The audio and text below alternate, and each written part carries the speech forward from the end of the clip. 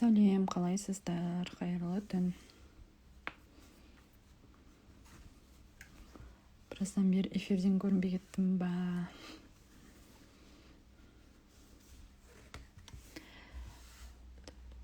Сәлем. Қалдарыңыз қалай?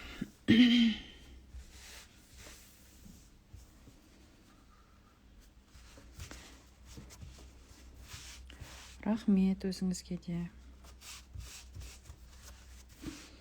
Қазір кішкене өзім тосылып қалған екен, жұмсақ, как бамбук жақты материал. Бұны вообще негізі маған қалың бөздің орнына беріп жүрген ғой, байқамай. Деп отырмын. Қандай құрақ екенін примерно түсініп отқан шығарсыздар, иә. Бір құрақтан 4 құрақ шығарамыз.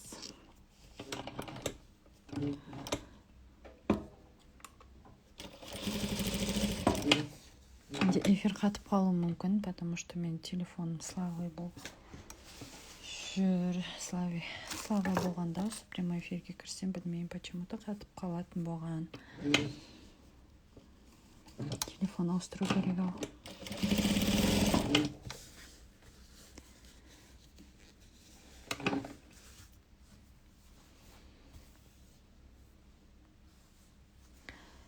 Қалдарыңыз қалай? Не істеп жатырсыздар? Нақты көрермендерінен айырылып қалған сияқтымын. Біраздан бері эфирге шықпай.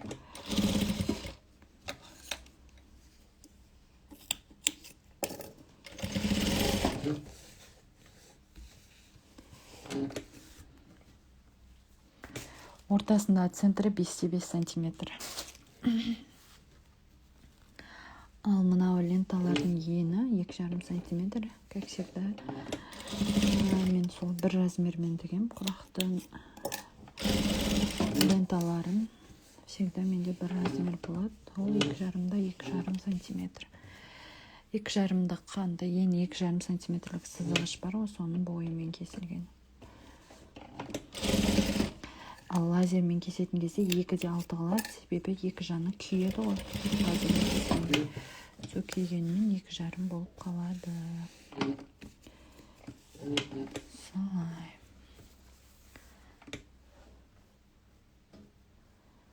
Мен сияқты түнде отырады екенсіз дейді.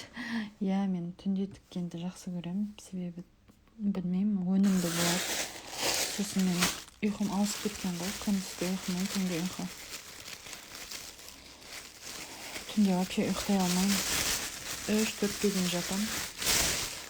Лучше жұмыс істегенім артық деп жұмыс жасап жатырған жайым бар. Менде қазір мынау остаток материал, негізі 5-5 сантиметр алып кесетін едім. Так, 1, 2, 3, 4, ровно 5 екен. Тігіншілер бәрі бірде екеміз ғой дейді. Я, солай сияқты. Көбіне осылай түнде тігемін.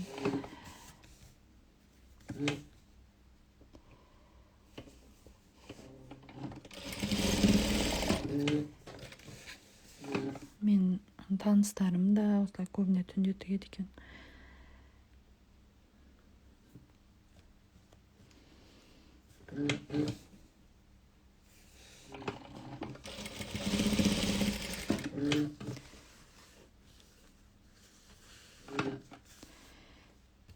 Ой, айтпаңыз.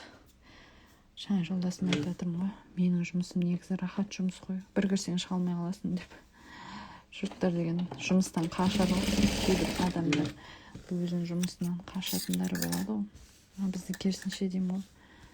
Бір кіріп алсақ вообще шыққымыз келмей.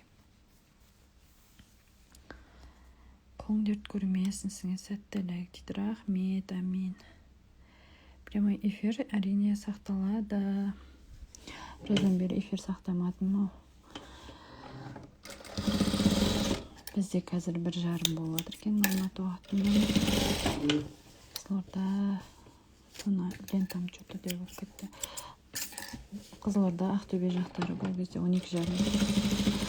Бұндай осындай кезде шыға беретін едім, ол жақта да. Сол үшін кеш болса да шығып жатырмын. Мен де тігіп отырмын. Демаламын тіккенде дейді. Машалла. Сізге Алла берекетін берсін, қолыңызға қуат берсін. Бәріміз сол рахаттанатын сияқты, сұқырақ тіксек. Мынаның астындағы бар ғой, бұл өзі кішкене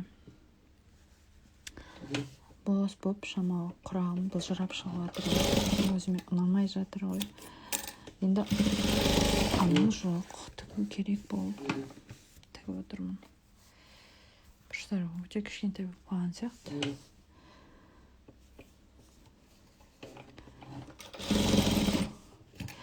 Шынымды айтайын, 10 шақты күн өзім машинкаға отырмаған сияқтымын. Қателеспесем 10 күнде. Сіңілілерім істеп жатыр жұмыстарды. Даусым жай шығып жатыр ма менің? Мен осы видеоларды ютубқа салсам, көп адам андай комментарий жазады. Даусыңыз өте жай, өте жай. Білмеймін, сол өзім. Жай сөйлеймін ба?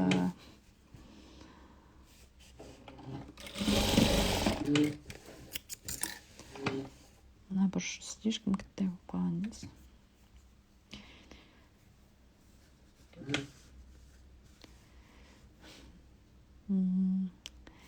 Менің баламда әлі жүр ғой менімен бірге. Позматаны ең қатысы қалай аталады дейді.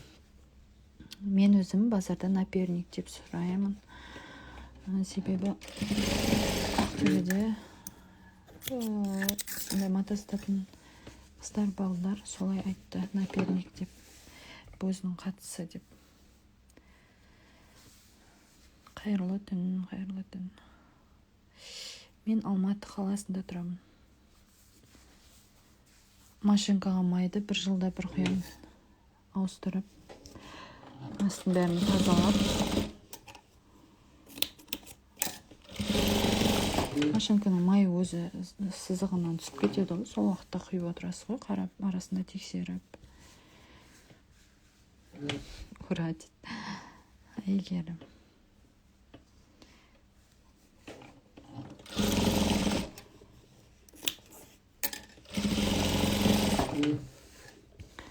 Что-то мен бағана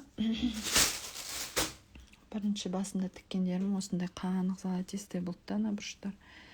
Бұл мата қалмапты, менде только ленталарым бар екен, сол ленталармен тіктім. Осы қанық әдем көрінеді. Что-то мына бір бледный болып қалған сияқты, я.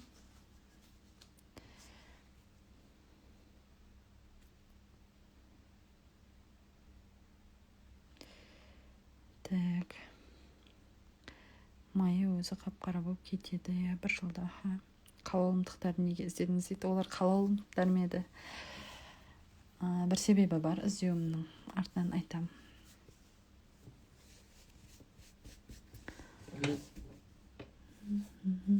Олардың барлығы қалаулымдықтар ма?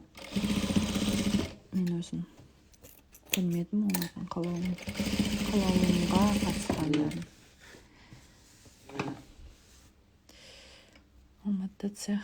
Алматыда ма цех, Ақтөбеде ма? Алла қаласа Алматыдан ашамын, қарастырып жатырмын. Қандай май дұрыс құюға дейді. Ол жағын мен айта алмаймын, себебі мен ең жақсысы деп сұраймын барып сатушылардан, ең жақсы майды беріңіз деп. Прозрачный болады бергені бір рет. Кейбір майлардың мықты андай кәдімгі бензин сияқты иісі шығып кетеді. Басында алып жібереді да. Осы машинкаға құйған майды жолдасыма әкеп береді, вообще иісі шықпайды екен. Бәрі сол жерде отырған. Я, бәрі сол жерде отырған дейді. Қалауын қатты қарайса, соған қарағанда. Қайырлы кеш, мереке қызіне жаңалық дейді. Қайырлы кеш. Матан номермен заказ бересіз ба дейді. Я. Мереке ханым, жағдайыңыз қалай? Аллаға шүкір, барлығы жақсы. Ақмарал ханым, өздеріңізде қалай? Мен жоғалтып алдыңыздар ма? Мен өзім Ақтөбеге барып келдім жақында. Көрген шығарсыздар, кіндік ана, кіндік әке болдық. Жолдасымыз екеуміз өзіміздің жолдастарымызға. Соның шаруасымен демалып келдім. В общем, тігінен 10 күндей демалып қалдым ғой. Бір андай отырмаса тігінге жүре береді екенсің, отырмайды. Сіздерде солай ма? Мен сөйтіп кеттім ғой. Бір машинкаға отыруым бір мұң болып кетті ғой мен. Мемлеке ханым, айтшы, бізде қалаулым қарайтын уақыт жоқ. Құрақ жүргенде.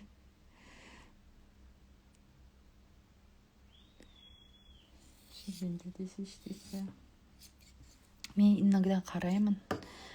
YouTube қосып қоямын, құрақ тігіп атқанда. Бірақ ондай бағаналарды мен білмейді. Арасында ғана өзі интересныйдан шығып кетеді ғой, сол уақыттарда қараймын. Мен не қарайтынымды айтайын ба сіздерге? Мен Астарлы ақиқат қараймын. Астарлы ақиқаттың бір серия дема, не дейді, жаңа жібермей, бір программасын жібермей қараймын ғой. Айвари ақ, мата ақ па, құрақта. Айвари ма, ақ па, құрақта. Ой, кешіріңіз, қате оқып отырмын ғой. Бұл менде айвари. Мен өзімше штативтің светін қосайын деп удлинитель таппай қоспай отыра салып едім. Жарық екен, өзі үйдің освещениесімен жақсы көрініп тұр екен,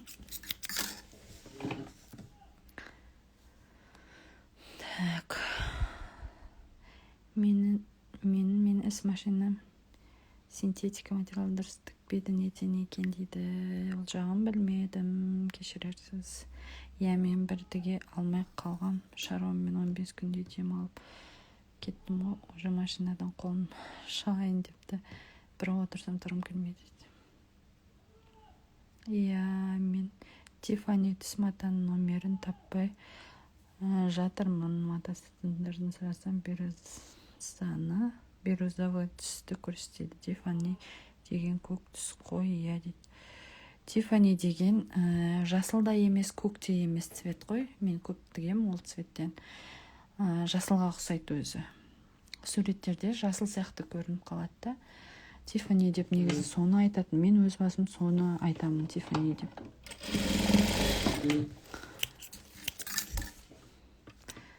Бұрыш глянц па дейді. Бұрыш глянцевый велюр 42-ші ма номер. Сондай. Көбіне мен андай постоянно тігетін маталарымның ғана номерін білем да. Ал былайынша көп матаның номерін білмеймін. Әйтеуір бір рет 77-ші номер голубой дефицит болды ғой. Сол кезде қатты есімде қалып қойғанда голубой. Енді одан кейін голубой деп алып жүрдім. Енді кеше Ақтөбеге барғанда мен ой кетіріп алайын дедім да. Голубойдың номерін ұмытып қалғанмын ғой. Әйтеуір 7-сі бар екен де. 17 мет, 27 мет, неше ет, Құдай-ау деп. Сөйтсем 77 екен. Есік алдында біреу что-то айқайлап жүр. Мені бадушкам қызына қаратады екен. Неге деп сұрасам, қазақша үйренсін дейді. Қалаулымды ұрсып үйретпесе қазақша айтпайды. Әрине. Қызы да өзі қызығып қарайтын шығар, может, әйтпесе заставить етіп қарату деген бір түрлі екен негізі. Ойға 1 сантиметр параны салып теккен дұрыс па дейді. Мастер-класс алмас сөйлемменен, Жазира бренд фэшн.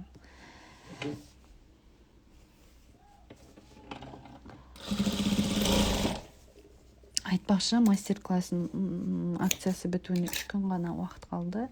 Алмағандарыңыз болса, үлгеріңіздер. Алла қаласа. Сосын мен YouTube каналыма тіркеліп алыңыздар. Мен көптеген видеолар түсіріп жатырмын. YouTubeға біртіндеп салып отырам. таныстарыңызбен мен видеоларымды бөлісуді ұмытып кетпеңіздер. ютубтан лайк басып, комментарий жазып, деп өзімнің ютуб каналымды жарнамаламасам, что-то менің ютубымды ешкім жарнамаламайтын сияқты. Қандай мастер-класс дейді. Бұрынғы мастер-класстар. Жаңа голубой мастер-классты шығарған едім. Голубой деп ғой, темно-синий. Шығарған жоқпын, монтажға беремін. Оны мен монтаж жасалмады ақыры. Жоғалтып алдым ма, видеоларды өшіріп алдым ма, енді қайтадан түсіруіме тура келіп жатыр. Алла қаласында 1-2 заказым бар, сонда реттеп тастасам түсіремін, Құдай қаласа. Жаным сол дейді. Жеңше, қалайсыз? Жеңше, хабар бар ма? Бағанағы жаңалықтан. Күшті дейді, рахмет. Кішкентай болып көрініп тұр ау деймін. Так. Жайлап бұрынғы эфир көретін тұрақты көрермендерім кіріп жатыр менің. Прямо аватарларыңыз неде қалып қояды кеңесте. Болады иншаллах дейді, машалла. Баракаллаху фикум. Машинканы жайлап майлап тұру керек дейді, қаншалықты дұрыс дейді. Жалпы машинканы майлап тұру керек. Промышленный машинканы не үшін майлап тұру, қай жерін майлап тұру керек екен? Промышленный машинканы майламайды ғой, оның ішінде өзінің майы бар, ол. Біз тіккен сайын өзі майлап тұрады өзінің ішін. Ал енді май құйылмайтын машинкаларды енді майлап тұрады. Май құйылатын машинкаларды майлап қажет емес деп ойлаймын. Себебі өзі майлап тұрады ол. Өзі майлап тұрады. Нақты білмедім енді. Мерекесі мен сізден алып едім блог. Кескен 24 алтыкен 22 болу керек еді. Менде 20 тура мастер-класс бұрыштарыңыз. Білмедім, ол жағын енді тура солай тіксеңіз. Мен де тура солай тіккенмін, және басқа қыздар да солай тікті, және де ол жердегі информацияларды бұл жерге несіне айтып отырсыз, Жан ханым? Мастер-класс менде 1500-нан бар, 2500-нан бар. 50% скидкамен қазір солар. Негізі 3000 теңгенің және 5000 теңгенің мастер-класстары, 2000 теңгенің мастер-класстары да бар. Қандай көрпе тігіп жатсыз? Айта беретін 3D. Золотистый цветтен және қоңыр және голубой 3 түрлі цветтен. Дәл сол менің 3D мастер-классым бар ғой. Сол 3D мастер-класстағы көрпе. Маған кілең сондай көрпеге заказ түседі ғой. Разный цветтерден, тек цветтерін оны ауыстырып отырам, болды. А так дизайны бірдей сол. Менің тіккенім сіздер де тіге аласыздар. Сол мастер-класс менде 1500 теңгемен. Тігіп отырам. Бұл жерде 3D-ні қалай шығару керек. Барлығы айтылады. Сізден алған мастер-класс көрпе тігіп жатырмын, керемет түсіндіресіз дейді. Көп рахмет, Алла береке берсін ісіңізге. Ютубтағы құрақпен мастер-класс айырмашылығы бар ма дейді. Әрине бар. Мен мастер-класстағы видеоларды солай мен ютубқа шығарып қойып, және оны сатпаймын ғой. Платный мастер-класстарда, конечно, разница болады.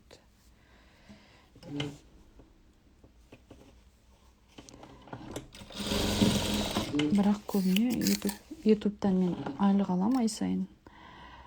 Сондықтан ютубқа саламын.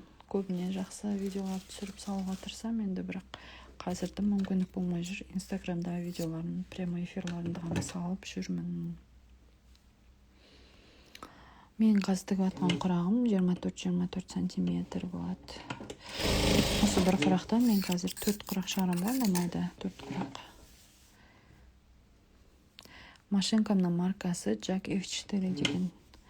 Мен тек осы көбіне осы Jack'ның фирмасының машинкаларын қолданамын. Айтқандай, мен осы Jack'пен жұмыс істеуім керек еді фирмасының. Көбіне осы реклама жасап отырамын. Мен де сізден үйренгем 3D-ні заказ тігіп жатырмын дейді, машалла. Міне шешен құрақ көрпе мастер-классында алғам сізден, бірақ бастау қол тимей жүр дейді. Алла қаласа бастайсыз. Мен мастер-класстарым постоянно сохранить етіп тұрады. Қалаған уақытыңызда тауып алып телеграмнан қарай бересіз. Бір жақсысы сол ғой. Бір эфирімді көретін адамдар 45 қазір ғой. 100-ден асатын еді. Қазір ше, білмеймін, Инстаграм слабый болып кетті. Лайк та жоқ, комментарий да жоқ. Сосын аса көңіл бөліп жүрген жоқпын ше.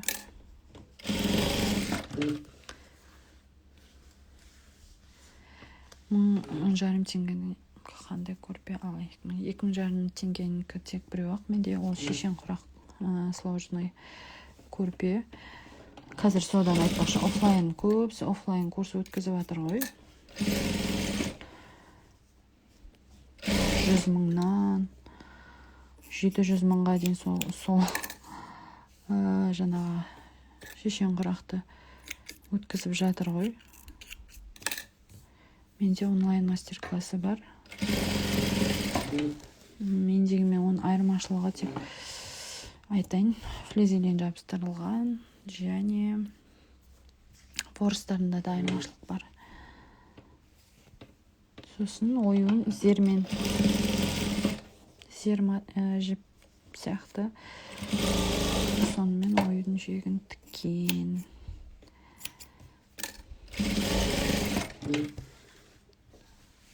Сол көрпенің онлайн мастер-классы $2,000, ал $1,500-ден менде классикалық көрпемен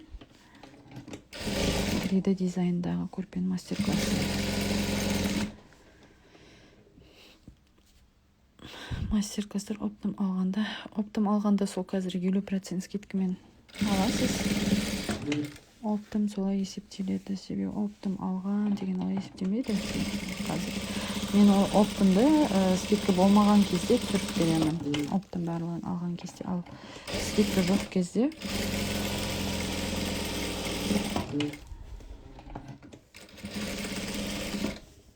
скидка бар кезде тек сол скидка бағасымен вообще есептеледі.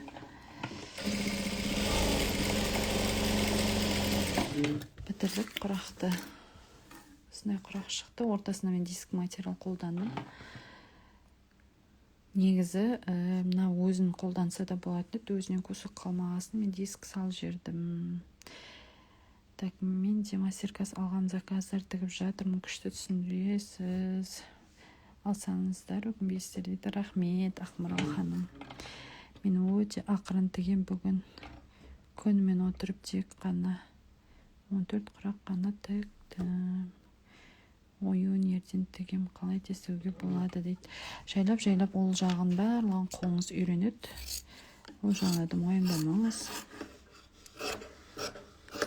Бәріміз де басында жай тіктік қой, сосын барып әйтеуір машинкаға да байланысты болады. Скоростной тігіп үйрендік. Үйдің жұмысы бала тамақтығын қалай үлгересіз? Мен кейде отыр, балам жұмыс жайында қалады дейді. Білмеймін, үлгерем деген адамға үлгеріп болатын сияқты. Күндіз мен жұмысым өнбейді, бірақ шынымен дұрыс айтасыз. Түнде көбіне жасаймын, сосын менің көмекшілерім жасайды ғой. Жұмыс үйдің шаруасын емес, әрине, үйдің шаруасын өзім жасаймын. Көмекшілерім, тігіншілерім бар ғой. Солар тігеді. Көбіне ою тігетін тігіншім бар, құрақ тігетін тігіншім бар. Мен көбіне өзім сборкада отырамын, көрпелерді біріктіруде. Қандай машинаңыз тігіп отырған? Jack F4 деген классикалық көрпені тігіп жатырмын. Алла берекетін берсін. Осындай құрақ шықты. Арты осылай. Енді осыны қазір 4-ке бөлем. 4 штук құрақ шығарамыз. 24 сантиметр, 12 сантиметрден белгілеп алып, сызып шығамды.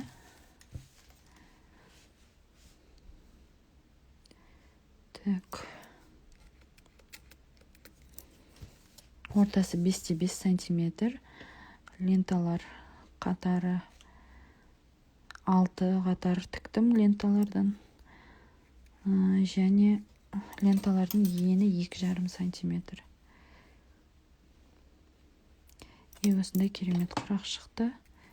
Оны осылай 4 жағынан дәл центрынан белгілеп аласыздар. Және ол белгілеп алған жерлеріңізді бір-біріне қосасыздар. Және осы қосқан сызықтың екі жиегінен екі қатар тігіп өтесіздер. Мына шетінен, мына жағында да солай былай екі қатар тігіп шығасыздар, былай ұзыннан. Сосын 4-ке бөлетін кезде дәл осы сызықтың үстінен бөлесіздер ғой. Осы тігіп шыққаным менің 24 сантиметр болып шықты, үлкен құрақ. 4-ке бөліп шыққанда 12 сантиметрлік құрақтар шығады. 12-де 12 сантиметр. Екі жағынан тігіп аламыз.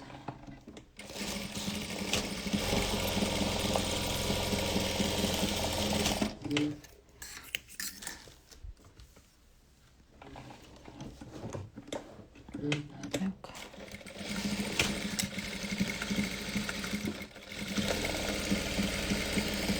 Көрдіңіздер ме? Бөзімен де өте жұқа болғасын, арты осында кішкене жиырылып шықты. Ештеңе қылмайды, құрақтың өзі жақсы шықты.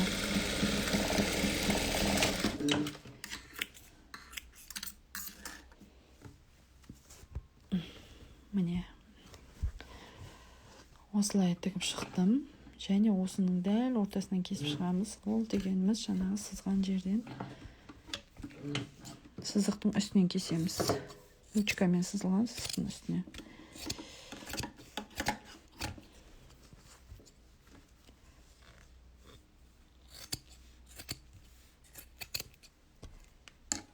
Міне. Осындай әдемі құрақ шықты бізде. Қазір өте әдемі болып шықты. Осы құрақтарды қазір көрсетіп жіберейін. Бұлай бір-бірімен біріктіріп жасағанда примерно осылай біріктіріп тігеміз. Арасында осындай болып көрінеді осы құрақ. Не?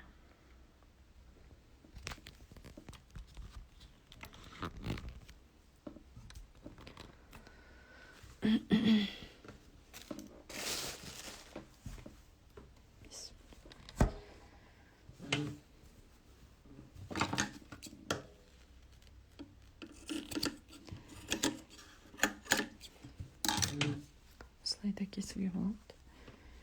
Екі сызықтың ортасынан.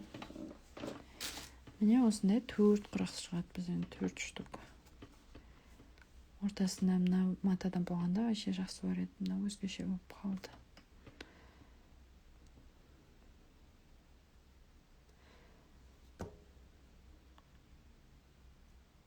Бұрышқа келген кезде қателесіп кетем, сол жерге келгенде ақырын тігемін. Бұрыш құрақ мына бізде өте қиын құрақтардың бірі. Менің YouTube каналымда да бар. Былай да айтамын ғой, бұрышты қалай дұрыс салу керек екенін. Мына жерлеріне тақап салуға да болады былай.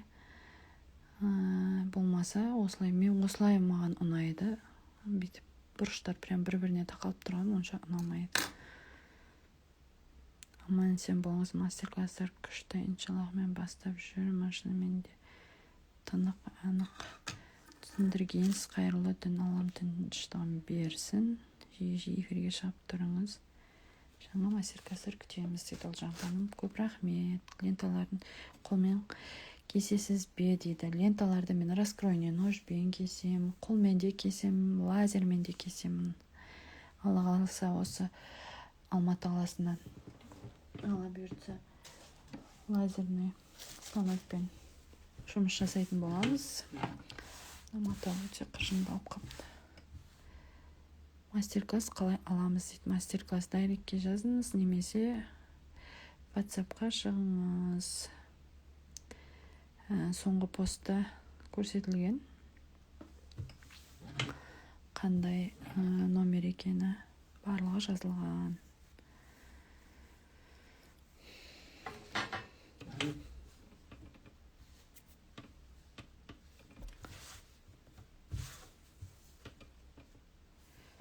Так.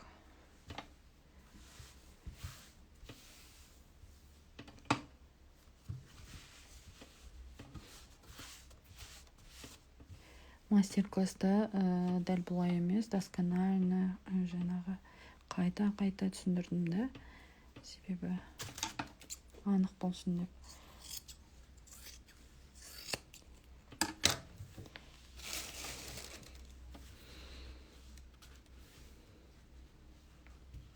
Ер адамдар не істеп жүрсіздер мына жақта?